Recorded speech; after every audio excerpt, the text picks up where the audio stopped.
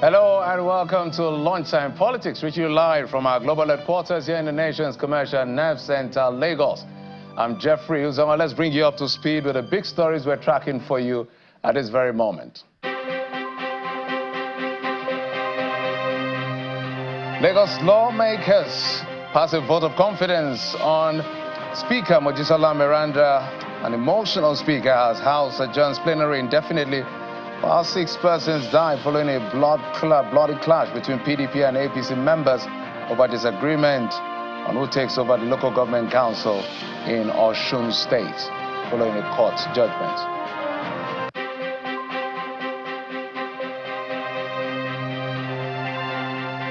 And Nigeria's headline inflation for January 2024 now stands at 24.48%.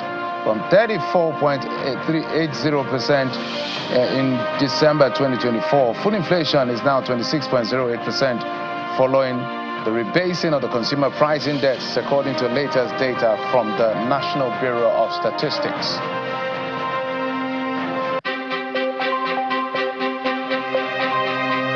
A leader of Pan-Niger Delta Forum and former Federal Commissioner for Information, Chief Edwin Clark, dies at the age of 97.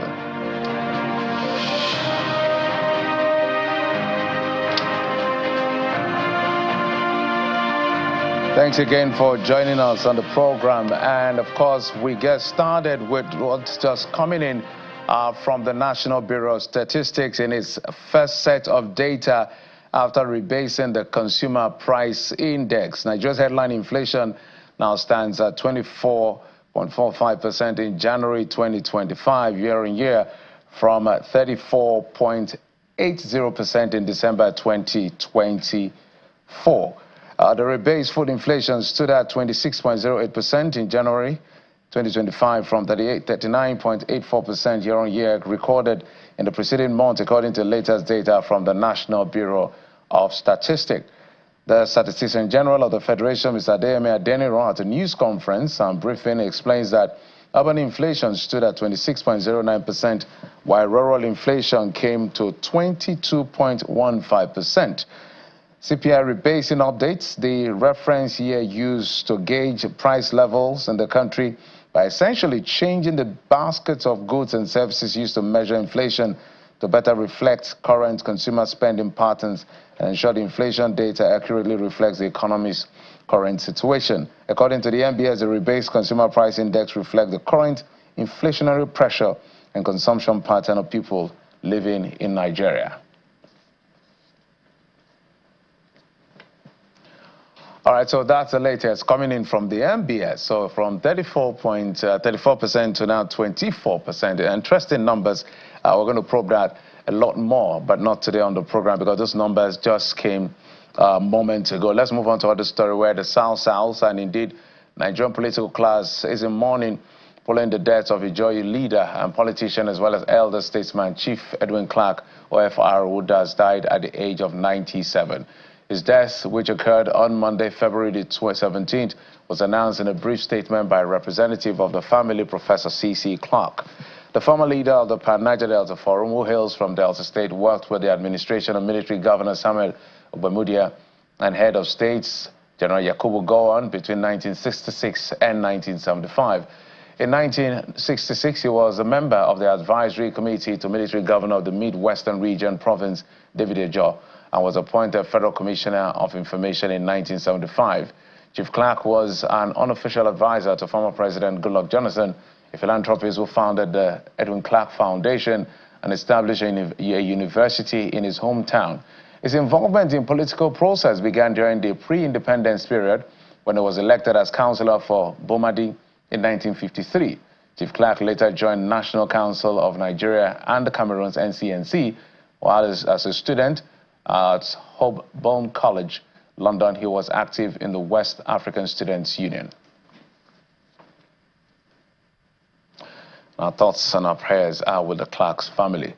Let's now head to what played out at the Lagos State House of Assembly that has been embroiled in a crisis recently with the removal of Mudashiru Obasa and his replacement by Mojisola Meranda taking a new turn on Monday with the invasion of the House by security operatives from the police and the Department of State Services. The action of the security operatives initially kept the Speaker and other members locked out of the Assembly complex in what the lawmakers described as an attempt to stop them from sitting. The first day of the legislative week begins with an unusual atmosphere, with a heavy security presence by men of the Nigeria Police on all access roads leading to the Lagos State House of Assembly complex.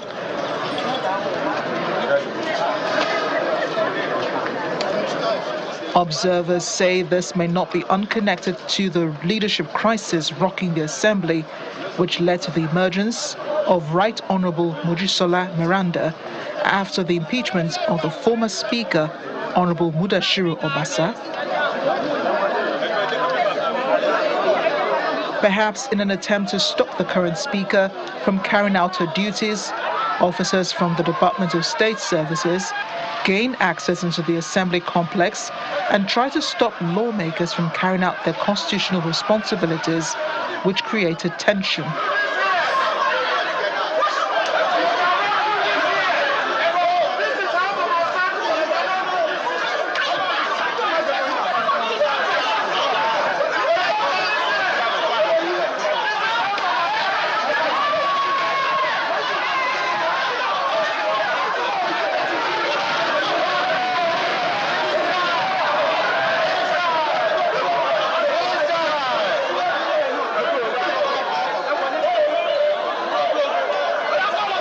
Eventually, members gained entry into the Assembly complex and settled down to the day's business, but not before expressing their displeasure over the incident. I'm calling on the director of DSS that they should please let us know what really happened that is men taking over the House of Assembly. We have 26 members seated here today that they have found their way by struggle to come into this house. But I want to move a motion as part of what Honorable Edwin has said, that whatever happened today should be reported in history and answered. I want to join my colleagues in calling on the DSS to address the invasion of this parliament. There's on this note I want to ask that members, please, if you can affirm your vote of confidence in Madam Speaker, kindly raise up your hands, please. Can you please stand?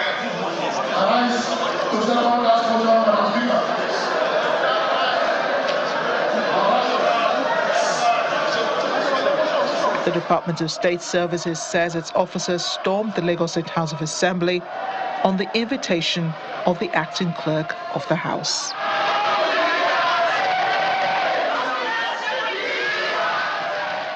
And we started this conversation yesterday on the program. Whilst we were trying to, whilst on the program, this was actually happening. And so now we get some level of picture as to what is playing out. But let's also tell you that while the back and forth has been going on, the Assembly seemed to have provided some clarity as to some letters have now surfaced online, that was written by the Lagos State House of Assembly inviting the Department of State Services to fortify the security of its premises. So there was an argument as to how did the DSS get involved. So this is part of the response. The letter dated February the 14th, signed by the acting clerk of the House, Abubakar Taiwo Babatunde Osun, and addressed to the director of the DSS in Lagos, stated that the Assembly management invited the DSS and other security agencies because of a potential security threat to members, perhaps seeking to dispel the insinuation that the DSS may have been acting on behalf of the presidency to reinstate recently removed Speaker Obasa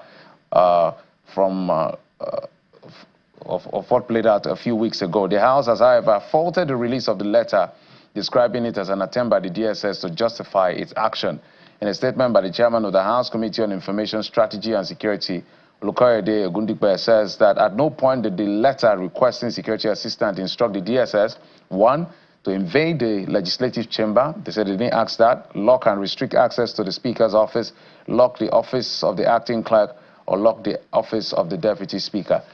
So that is actually the clarity that was required. So there has been that back and forth between how the DSS got involved. The DSS said they were invited. Now the House is saying Yes, you were invited, but we didn't send you to do this. Whatever you did was an overreach. We've been joined on the program by Mr. Aide Ojo. I have two conversations, one in Ondo and the other one, sorry, Osun, and then one in Lagos. Mr. Aide Ojo is a political analyst.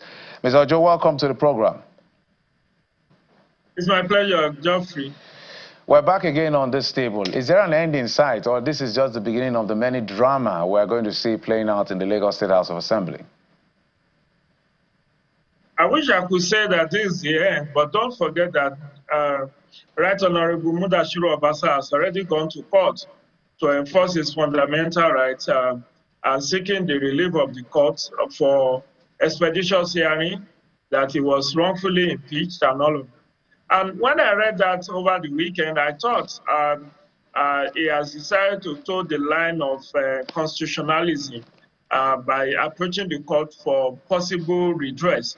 But I'm surprised at the turn of events yesterday, which clearly shows that there are some external forces trying to interfere in the legislative arm of Lagos State. Of course, even the removal of Obasa was externally influenced. We cannot pretend that the Governance Advisory Council does not know about it, because even when Right Honorable Speaker Mojisola Meranda, after she was inaugurated, the first place she went was to meet with the GAC to get their blessing.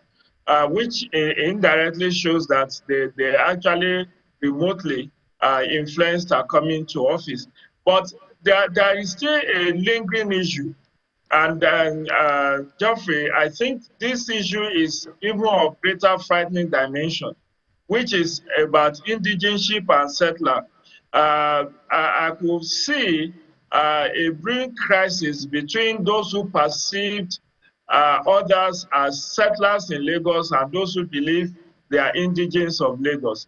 For instance, there are claims that Right Honorable Speaker Mudashiru Obasa is not from Lagos State, and actually is from Ogun State, and that Right Honorable Speaker, the current one, Mojisola Meranda, is an indigent of Lagos State. And when things take that kind of narrative, you need to be very careful, because Lagos has been a model for many other, in fact, for all the other states in the country, where whether you are indigent or settler, you can aspire and get to the highest office in the land.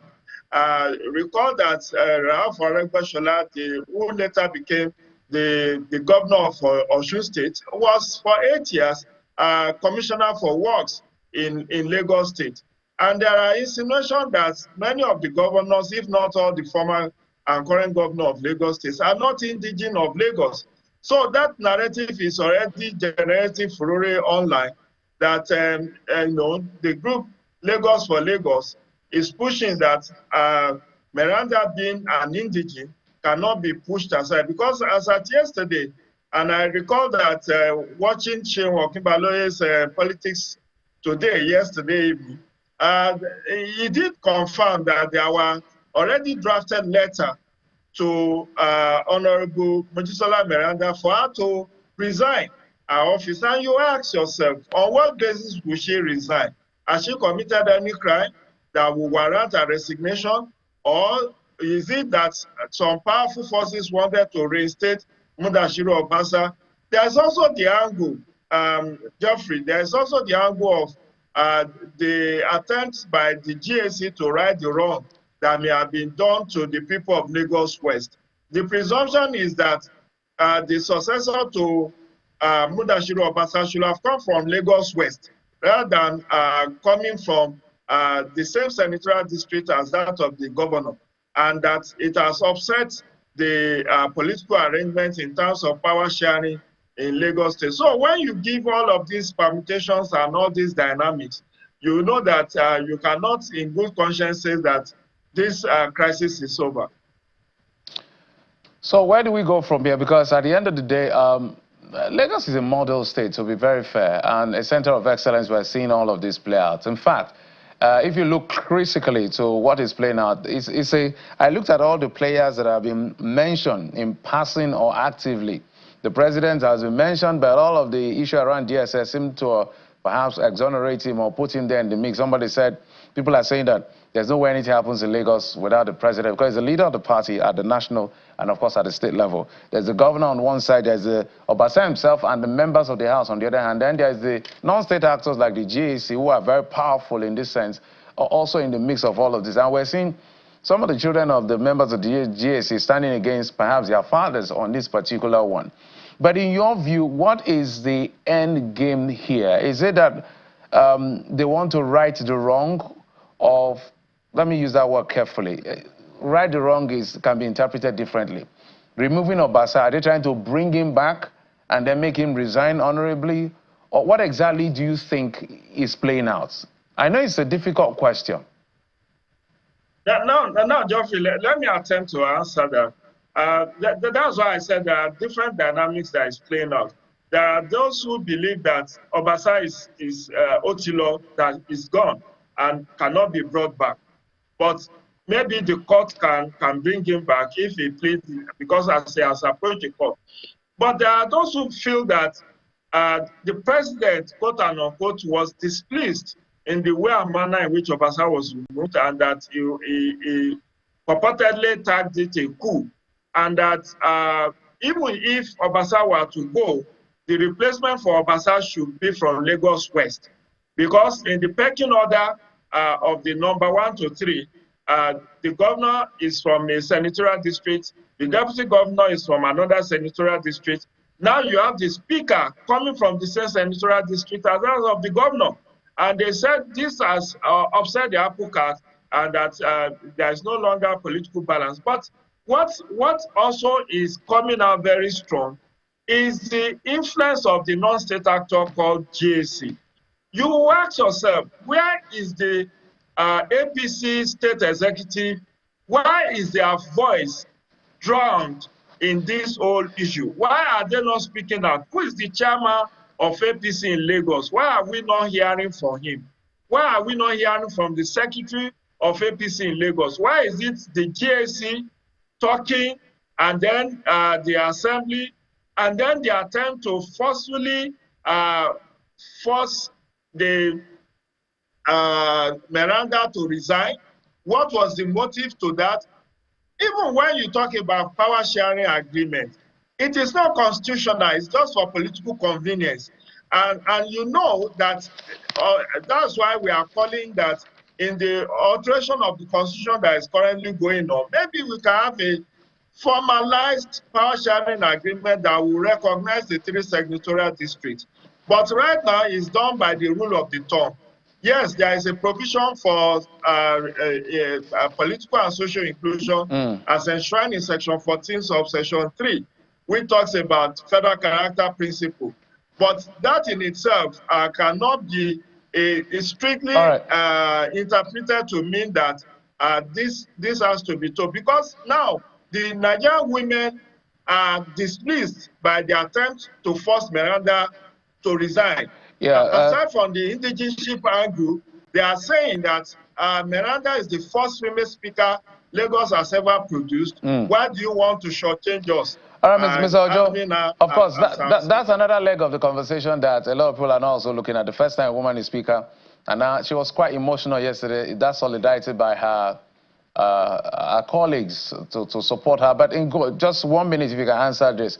What happened yesterday? What does it say about the independence of the legislature going forward in Lagos? Because for whatever reason, they are saying that the DSS went on an overreach.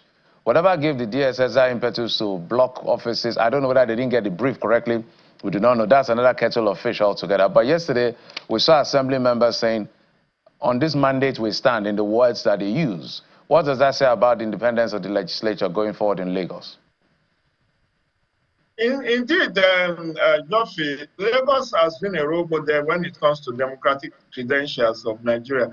But the issue that is coming out very strong is worrisome.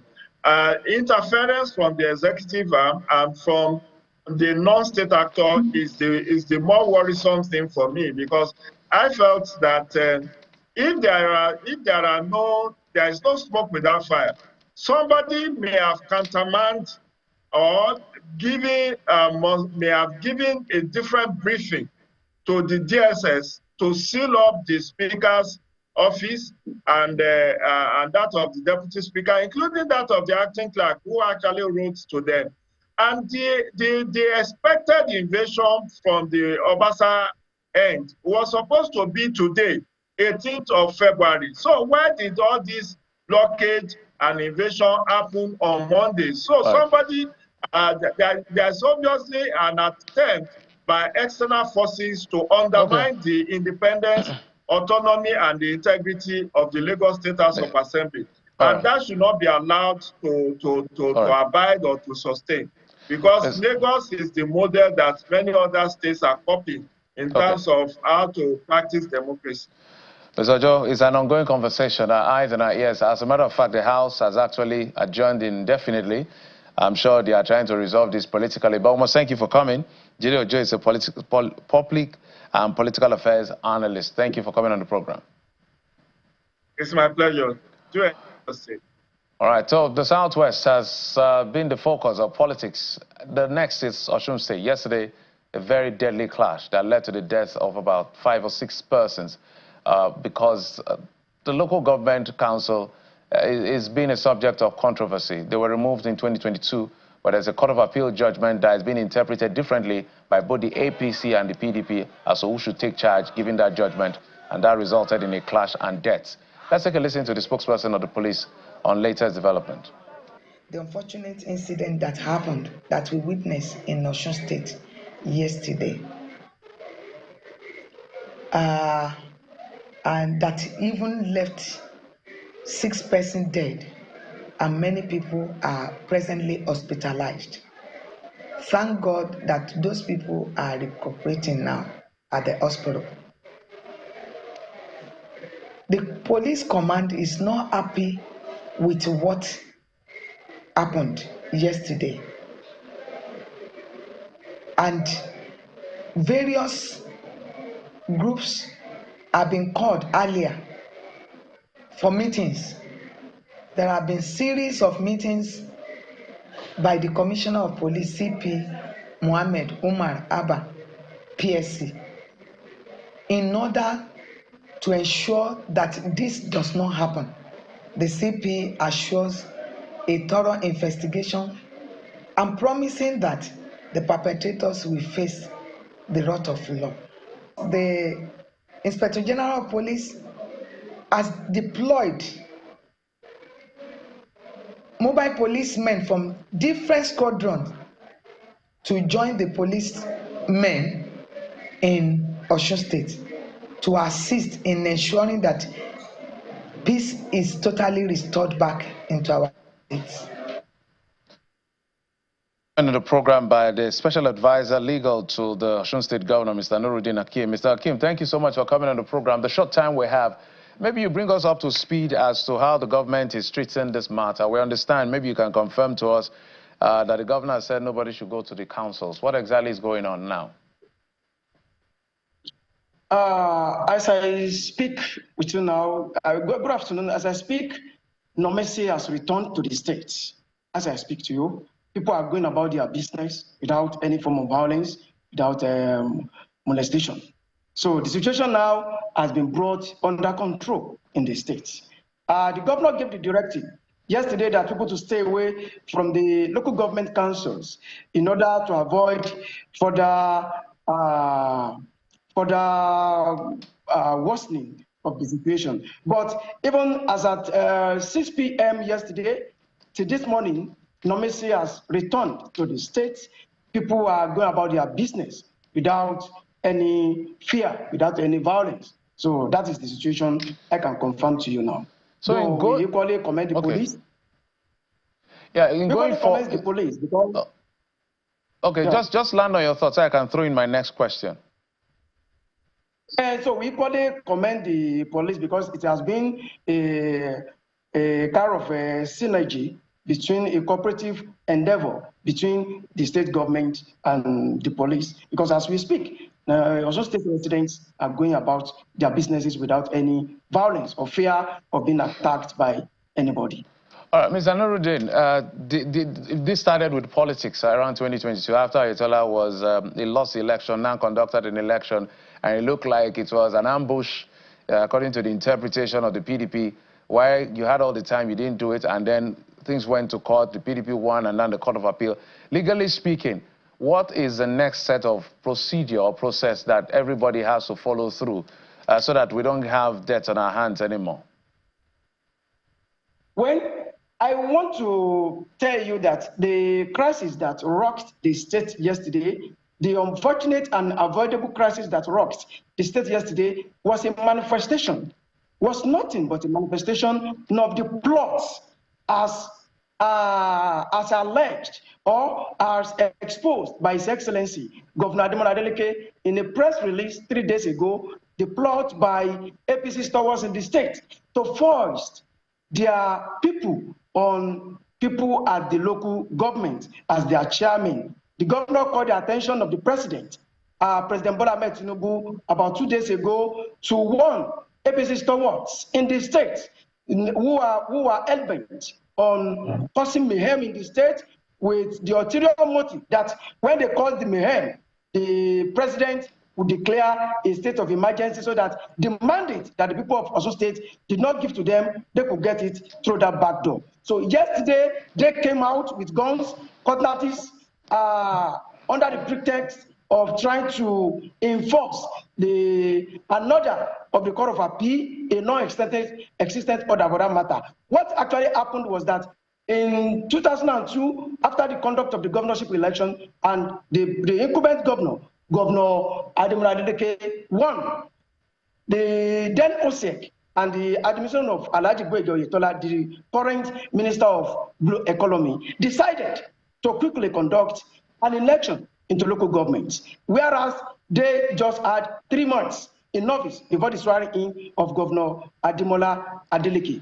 Now, the political parties in Osun State rose up and said, no, the Electoral Act is clear as to the notice to be given to people whenever election is to be conducted. The 3 months. Mr. Nuruddin, my apologies. I wish we had the luxury of time, which we do not have. I think we have less than 30 seconds. We kind of know the backstory. Going forward, what next? In 30 seconds. Going forward now, the people of Osun State, normalcy has returned to the states. Going forward, the judgment of the APP in the states obtained from the Federal High Court, which remains subsisting valid, should be respected. Okay. The appeal filed against the judgment has been dismissed by the Court of Appeal as we speak. So the APC should respect the rule of law. They should observe the rule of law. The judgment is binding. No, but with that judgment, which is yet to be set aside by any court, no, they don't have any authority to return to the local government. All right, we must thank you. We hope that the peace is formally restored and we're not going to have casualties on both sides going forward. Nuruddin Hakim is the special advisor to the governor of Osun State on legal affairs. Thank you for coming on the program. Thank you. Thank you. All right, just before we go, just a reminder that before we come on air, the MBS National Bureau of Statistics had released the inflation numbers, which now stands at 24.8% from 34.80% month to month. That was last year. You can see the food inflation numbers as well. This is because the MBS had actually rebased the CPI, Consumer Price Index, capturing a lot more things, I guess. And so this is, I'm sure it's going to generate a lot of debate in the coming days. That's it on the program. Thank you so much for your time and, of course, your usual company. I'm Jeffrey Uzama. Thanks for watching. You've been served on Lunchtime Politics. Bye-bye.